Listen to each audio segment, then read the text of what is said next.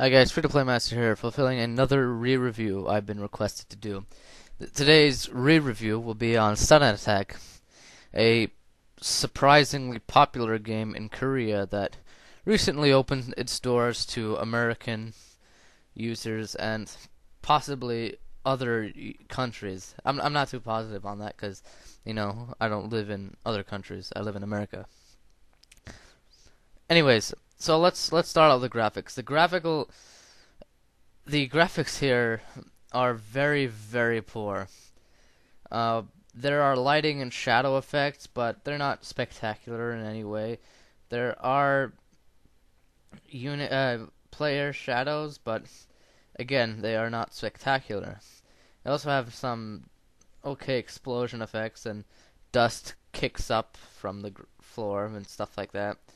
You have a mediocre attempt at blood that kinda looks bad.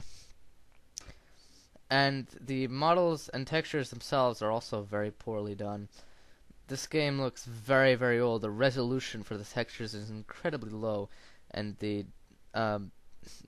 just look like some textures look CNP, others look very, very blurry. And it's just a not very convincing looking game. The poly counts are also pretty low.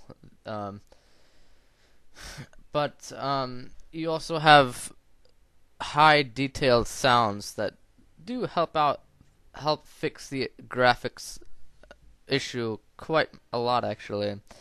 Um, the guns all sound very, very realistic, actually. All the sounds do. And especially when you get a headshot, you hear this little kind of sound, which kind of helps out. The gameplay here is, I'm gonna get tons and tons of bad feedback for saying this, but yes, I have said games copy Counter-Strike before, but I really mean it this time. I'm not even joking. The main game type that's played by most players is Mission, which is essentially Counter-Strike in a nutshell. You also have this weapon select system that lets you pick which weapons you want at the start of each round using points you earn from doing various objectives. However, unlike in Wolf Team, each gun doesn't cost different points to switch weapons with. It just you just have this little small fee for switching weapons, and that's it. So yes, the aim of the game is to basically run around, defeat all opponents, and try and accomplish an objective, which is usually detonating a bomb or preventing the other team from doing so.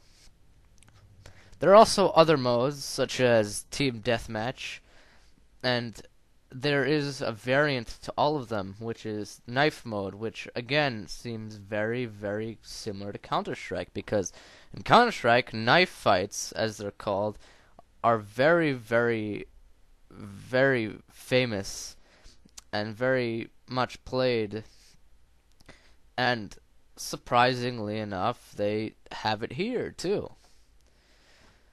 Um, Now, one thing I did enjoy about the gameplay is the fact that it is pretty team-based, but and you have lots of different quick chat options you can use in order to quickly communicate with other players. But this doesn't cut it. Since you're playing a game the likes of Counter-Strike, you need an advanced level of communication, which this game unfortunately doesn't have. What I mean by that is you can't use voice chat, which is annoying in any game nowadays. The community is, well, in one word, Korean. If you don't like Koreans, or if you like them as much as I like them, then you might most probably won't enjoy this game. I haven't seen any hackers since most of the game or the players, mind you, want to play the game fairly and stuff like that. So it's pretty hacker free. Um, and another thing I'd like to note is that the networking is pretty flawless. I was playing with Korean users who, I don't know, Korea's in the Far East. So, yeah, the connection is very, very good. Or they might not have been Korean at all, but regardless of that, the connection was very stable, and if you enjoy stable connections, you'll enjoy that as well. This has been another re-review by the Free-to-Play Master.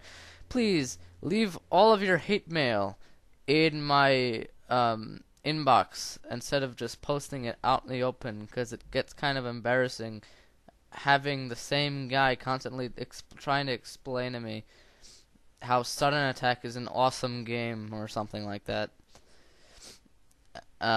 Thank you, and have a good day.